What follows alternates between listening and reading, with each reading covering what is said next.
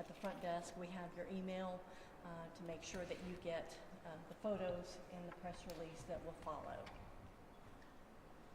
Would like to ask you to silence your cell phones, and also please do not live stream this press conference. We will have video recording of it following on the Alexandria Police Department YouTube channel.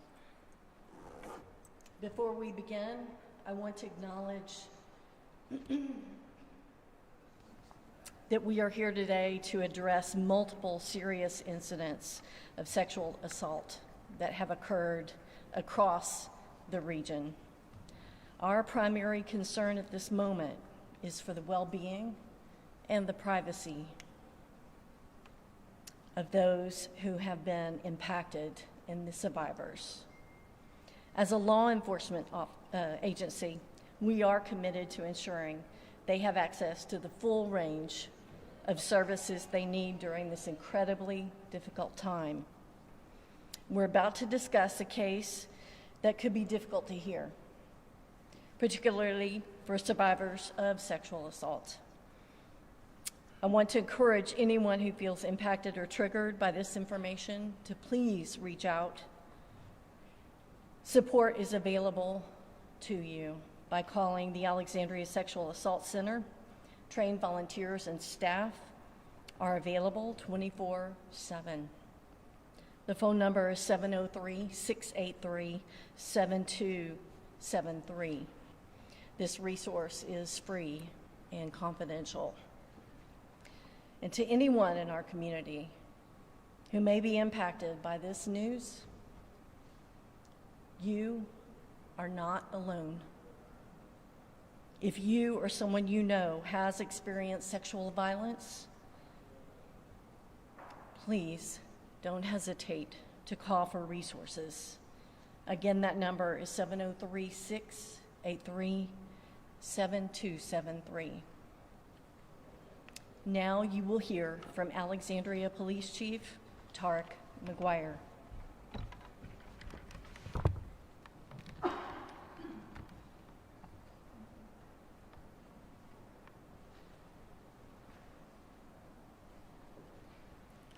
Just want to add an additional statement. We are okay with live streaming this event.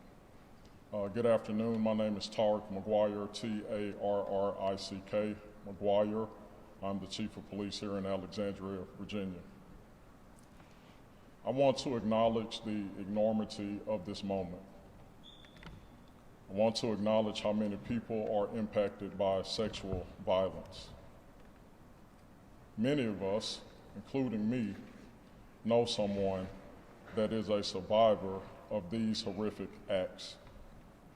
I want to acknowledge how many people carry the weight of sexual violence throughout their lives, who grapple with the decision to tell or not to tell, who muster the courage to get medical support and report these type of events to the police, who find the strength to get the emotional and social support they need to find a path toward healing. This is not something we take lightly today. This has been a collaborative effort throughout the region.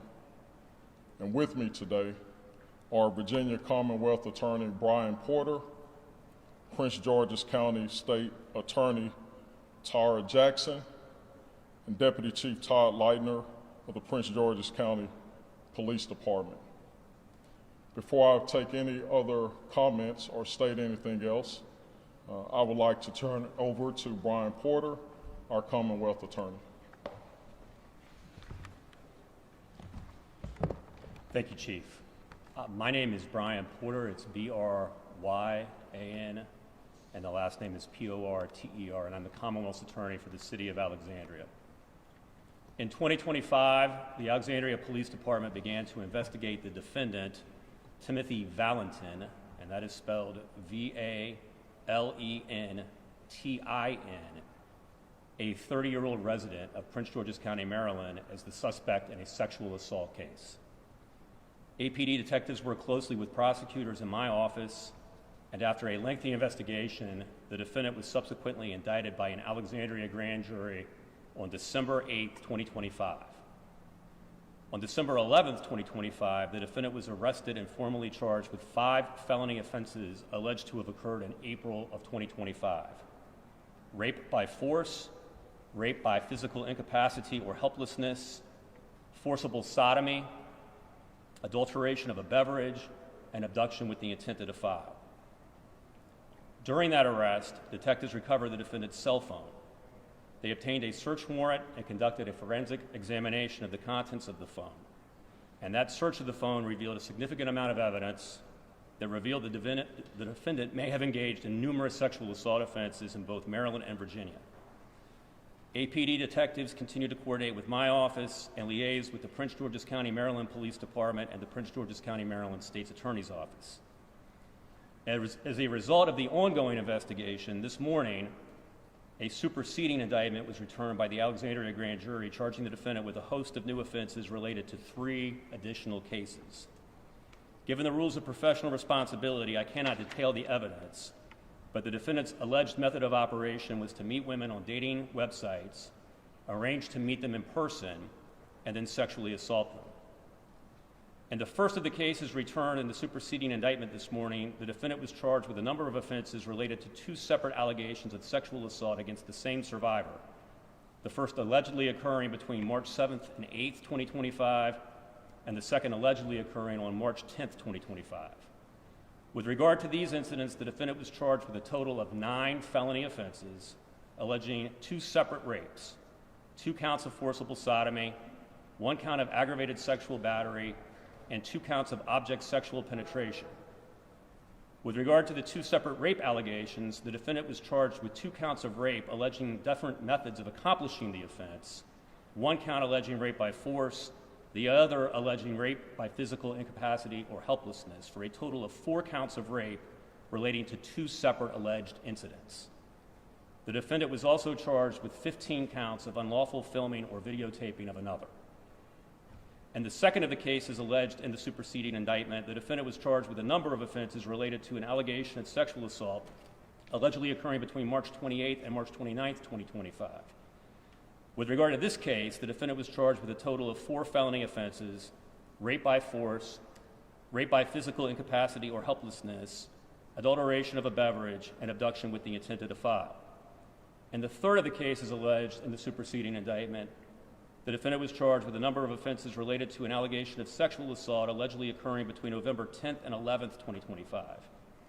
With regard to this case, the defendant was charged with a total of 4 felony offenses: rape by force, rape by physical incapacity or helplessness, adulteration of a beverage, and abduction with the intent to defile. Of note, the defendant previously served as a sworn police officer, but as of today's date, no evidence has been obtained indicating that the defendant committed any offense while so employed. The maximum penalty for each count of rape is life in prison. The maximum penalty for each count of forcible sodomy is life in prison. The maximum penalty for object sexual penetration is life in prison. The maximum penalty for each count of abduction with the intent to defile is life in prison. The maximum penalty for each count of adulterating a beverage is 20 years of incarceration under the Code of Virginia. Unlawful filming or videotaping of another is a Class 1 misdemeanor, meaning that the maximum penalty for each count of that offense is 12 months in jail. The defendant has been incarcerated in the Alexandria Adult Detention Center since his arrest on December 11th, 2025. The original case, indicted on December 8th, 2025, is currently set for a jury trial in Alexandria Circuit Court, with that trial currently scheduled to go from August 3rd, 2026 to August 7, 2026. The superseding indictments returned by the grand jury today have not yet been set for trial.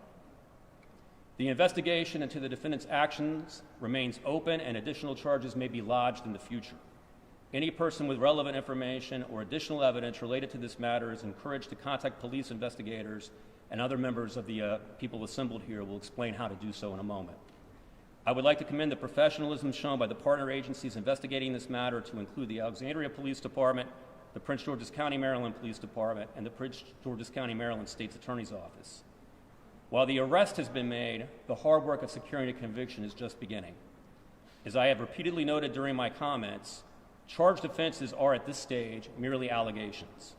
Any citizen charged with a criminal offense is presumed to be innocent, and that presumption of innocence remains in place until and unless the Commonwealth bears its burden and proves every single element of every single charged offense before a judge or jury of competent jurisdiction. The Commonwealth bears the highest burden extant under our legal system. It must prove its case beyond a reasonable doubt.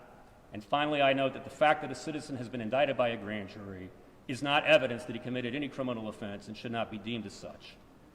A public prosecutor must be circumspect with regard to public comments about a pending criminal case, and my office intends to litigate the case inside of the courtroom.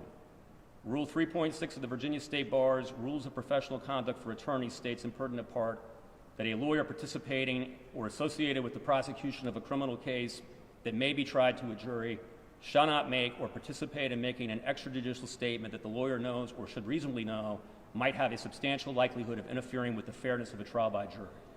Therefore, the Commonwealth is prohibited from discussing the evidence, its trial strategy, or its work product until the trial of the matter is completed. Press inquiries seeking such information are discouraged, and I am not in a position to take any questions about this today. At this moment, I'll hand it back over to Chief McGuire for some additional information. Thank you, Brian. While these allegations are awaiting trial, the burden of proof for police departments is rooted in probable cause, and I would like to share some of the facts that we know to the continuation of offenses as it relates to the Commonwealth of Virginia. In spring of 2025, a sexual assault survivor came forward to report a sexual assault to the DC Metropolitan Police Department. During the course of the investigation, DC detectives determined that the assault originated here in Alexandria. In August, the matter was formally turned over to the Alexandria Police Department Criminal Investigations Division. From there, detectives worked in collaboration with the sexual assault response team to prioritize the well-being of the survivor and to maintain their integrity. Detectives later executed search warrants, reviewed hours of digital media evidence, and conducted forensic analysis and identified the suspect, as previously noted, as 30-year-old Timothy Valentine, a resident of Fort Washington, Maryland. Through the course of this investigation, detectives learned that Valentine met women through online dating platforms, taking them on a date where it was believed he could have added substance to their beverages that they were drinking, later sexually assaulting them. Alexandria detectives later sent this matter to the Commonwealth Attorney for prosecutorial evaluation. In early of December, as Commonwealth Attorney Porter noted, Valentine was indicted on charges and a felony warrant was executed identifying him as a wanted person. On December the 11th, a BOLO, Be on the Lookout, was issued by the Alexandria Police Department. His information was entered in national law enforcement databases. Hours later, our APD patrol officer received an alert from a license plate reader indicating that his vehicle was traveling through our city. Alexandria officers then conducted a vehicle stop based on that hit and took him into custody. He has been in the Alexandria jail since December of 2025 and later was denied bond. Valentine, as noted, is a former police officer with the DC Metropolitan Police Department and separated from that agency in 2022. As detectives continued to develop evidence, they then notified additional agencies throughout the region and followed the case where it led. These cases underscore that sexual violence is a deep violation of a person's human rights. It takes away the choice, safety, and autonomy that every person deserves and that we believe that is given to us by our Creator. I want to take a moment to reiterate and tell each survivor, those who will come forward, your voice matters.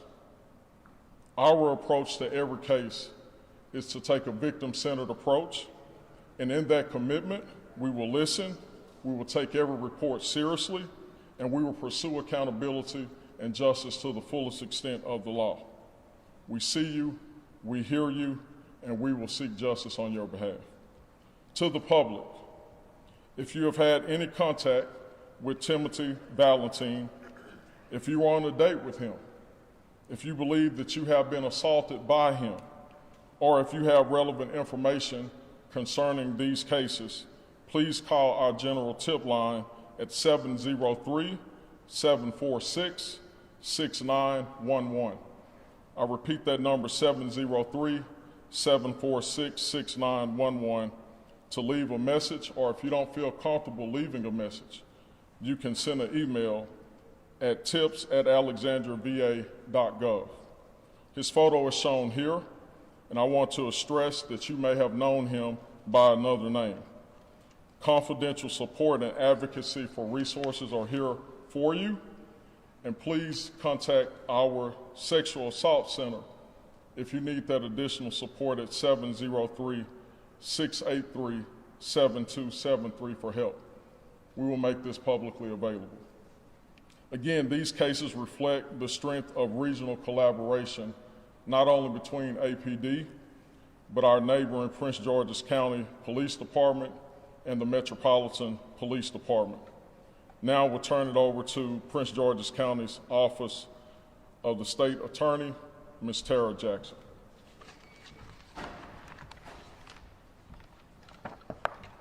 Good afternoon. I am Tara Jackson, and I serve as the state's attorney in Prince George's County, Maryland. Before I begin, I would like to acknowledge and thank Chief McGuire and the City of Alexandria Police Department, as well as Commonwealth's Attorney Brian Porter, for inviting me here today. And I too want to underscore the importance of regional collaboration, not only in this instance, but really on a day-to-day basis across the DMV region. I'd like to acknowledge as well my partners in the Prince George's County Police Department, as well as other local law enforcement partners that have assisted us in this matter. I want to start by saying that this is an active and ongoing investigation in Prince George's County. Therefore, as the state's attorney, I am limited as well in the information that I can provide as it relates to Timothy Valentin. I will not be answering questions as well today. But what I can say is that the Prince George's County Police Department found probable cause to charge Mr. Valentin with rape and related offenses in multiple cases in Prince George's County.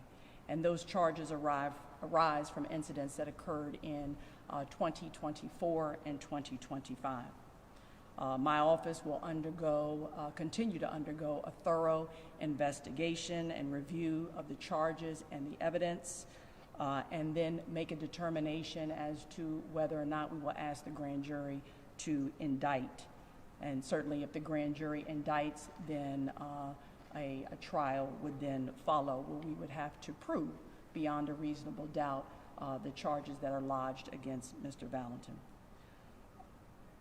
For anyone who may have experienced similar conduct, as you've heard before, with this individual, but especially in Prince George's County, anybody who may have information related to these cases, we encourage you to contact the police department. And I'll give you that number. You've already received a number from Alexandria, but in Prince George's, 1-866-411-TIPS. 1-866-411-TIPS. We do want you to know that your voice matters and you will be heard. These allegations are extremely serious and involve conduct that causes profound harm to victims and communities. Sexual assault, as you've heard before from the Commonwealth's attorney, is a violent and personal crime that profoundly impacts victims and oftentimes results in long-term emotional and physical effects. And we in the state's attorney's office, as well I know in the police department, will always treat victims with the utmost seriousness as we discuss these cases. I've been a sexual assault prosecutor before, and I understand that coming forward and following through on the prosecution of this type of case is not easy for victims. But again, please know that we will treat you with dignity and respect, and that, as you've heard before, our approach is centered on supporting victims. It's important to remind our residents before I step to the side that anyone who is charged with a crime is entitled to due process through our judicial system, and my job as the state's attorney is to ensure that there is a fair and transparent process. Again, Prince George's County is at the charging stage, and the charges that have been lodged are similar in nature to the charges that you've heard described by the Chief of Alexandria Police Department. Thank you.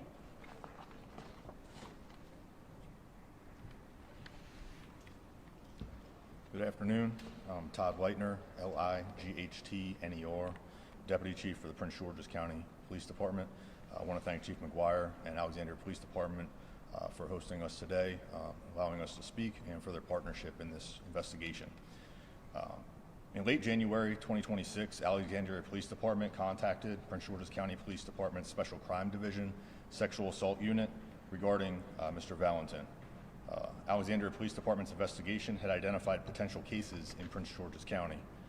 We immediately launched an extensive investigation, which has now resulted in charges against Valentin in connection with 6 survivors in our county. The survivors are all adults. The crimes took place in various locations in Prince George's County between 2024 and 2025. The preliminary investigation revealed the suspect met the women he targeted on dating apps or in person. During a date, the survivor would consume alcohol, and once incapacitated, the suspect would sexually assault her. Our detectives stand ready to speak to any additional survivors or witnesses in these cases that may have been assaulted by Valentin or have information relevant to our active investigation. In addition to Alexandria's tip line, you can call our sexual assault unit in Prince George's County at 301-772-4908. You can also remain anonymous if you choose to do so. If you're not comfortable coming forward, we understand this is difficult for survivors and for witnesses. And as Ms. Jackson said, the number to do that is 1-866-411-TIPS, T-I-P-S. Thank you.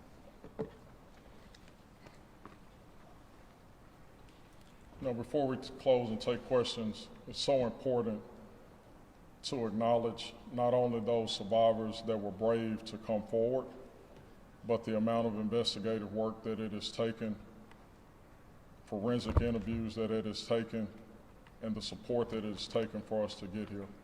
Our departments all have a badge and a patch, but we collaboratively work together in this region. And so, again, I want you to be mindful that there are victims that are going through this process now. There are victims that will possibly come forward after this, so we will be very limited in discussing any specific details, but we will answer as much as we can as possible. So now we'll open it up for questions. Start with you, Julie. Chief, on his cell phone, Alexandria Detective found dozens of videos of women. How many women do you think you are trying to identify, and how many of them have those things? So I think Brian Porter talked this morning about the 4 cases that have been indicted here in Alexandria. I will tell you that, again, we want to be respectful to those victims, but there has been a significant amount of digital media that our investigators have looked at, and they are continuing through collaboration to work with other partner agencies. And so I don't want to minimize it to a number or statistic, but I will tell you that they're still combing through that evidence. They're still working through this investigation. And by us just acknowledging and working through this today, that we're prepared to speak with others that may have been violated. How many victims have come forward in Dallas? I'm not going to give that information at this time, right? And when did you become employed with MPD? I don't know his exact employment date, but as stated earlier, his employment ended in 2022, and that's the information that we have from them regarding his personnel record. We don't know why his employment ended with MPD. And as a police chief, can you just speak on him having someone experienced in law enforcement to not be accused of such a heinous crime? I mean, ideally, as I stated earlier, this patch and this badge represents collaboration. It represents the justice that we all stand for. And it does not represent our profession. This is a noble profession. We have men and women that go out in our community every single day, not only to risk their lives, but they look at these type of cases to bring justice for victims. And so these actions do not reflect law enforcement. Chief, were there similar situations in each one of the cases in Alexandria you've had potentially in the other county as well? Are they related to the MO or are they related just to So, you know, I don't want to specify MO at each particular case, right? The information that we talked about today is what has been publicly available, not only publicly available information that we can confirm. As we work through these additional cases, MO can change, right? The suspect's actions can change. So I don't want to say that we can confirm in each individual case that they have been consistent. What I can tell you is that, again, as noted by myself in PG County, what we have saw is similarities of him meeting women on dating apps, him taking them out for a date, and then ultimately after drinking, they becoming unconscious, where he sexually assaulted them. would you consider it a serial sexual assault? You know, at this particular state, yeah, there are multiple, right? And we're continuing to work through that. But again, our focus is really trying to work with victims so they get the justice that they need. How would you characterize the enormity potentially the reach of this series of crimes and the early start date of 2024? Tacoma Park is charged, Prince George's is charged. We're already about a dozen-ish victims. What's your fear? How would you characterize the whole nature of this? Yeah, I won't say that we have multiple charges in all jurisdictions as of right now. But what I will tell you is that the most important thing that I don't want to be the focus not to be on, like, it takes collaboration again to get here. What I am proud of as a chief is the work that the detectives have done, and not only the work that they have done, but as soon as we put that information out, we immediately took him off the streets. And that was through collaboration, that was through the usage of technology here in our community. And again, I don't want to, miss the point that as soon as we had probable cause, right, we actively worked and we brought him into custody and took him off the streets. Right, but he was stealthy. I mean, this could go back a while. Yes, we're still working through that digital media, but also I think as others come forward, which I hope and pray that they have the courage to do today and in the upcoming future, whether it's through notifying us or working through support groups, that we will continue to work on their behalf. Chief, can I ask Chief Leitner a similar question? Yeah, absolutely. Chief Matthew asked Chief here about the fact that this is a former police officer. Firstly, does that sting? And secondly, any sense that he used his former position in any way to take advantage of these women? Yeah, as Chief McGuire said, I mean, it's counter to what we do, right? All of us get into law enforcement to help people, and you have somebody here that's not helping people, or quite the opposite, they're hurting people. It does sting, quite honestly. The second part, we won't be able to speak on that right now. We still have an active investigation. Our cases haven't been indicted. 3 of the 6 have been charged. The other 3 are still waiting to be charged, so we wouldn't be able to speak on that at this time. Chief McGuire, do you have any sense of whether this, I'm sorry. Just to clarify, you mentioned 6 survivors in your jurisdiction and at least 4 cases, right, Chief, here. So is there at least 10 survivors that we know of right now? Is that accurate to say? Yeah, that'd be safe to say, yes. And Chief McGuire, the same question, Chief. Has your victim who has come forward said anything about knowing that this man was once a police officer? Was that used in any way in his alleged crimes? Yeah, I think that's specifics we don't want to talk about at this point in time. I would tell you again, we learned through the investigative process that he was a former police officer, but I don't think that there's anything that's pointing toward that. But again, there's additional investigative details that we have not confirmed that we're trying to work through. Okay, last question. For any potential victims, what were the dating apps that were used? And whenever you guys did thinking of Alexandria, was he here to go to a date or coming from a date? So the additional dating apps, I can tell you there were multiple dating apps. our office can work to provide some follow-up information on that. I can tell you that there were dates specifically here in Alexandria, and that is how we're centering those here. But again, we're trying to, as you all can imagine, there's always a significant amount of evidence. We're bringing forth the cases that we can at this specific point in time, and that's all we're going to say about that. Okay, and I'm going to ask that any follow-up questions be directed to the jurisdiction's public information office, and we will be happy to provide them. Thank you. All right, thank you all. for attending. Thank you.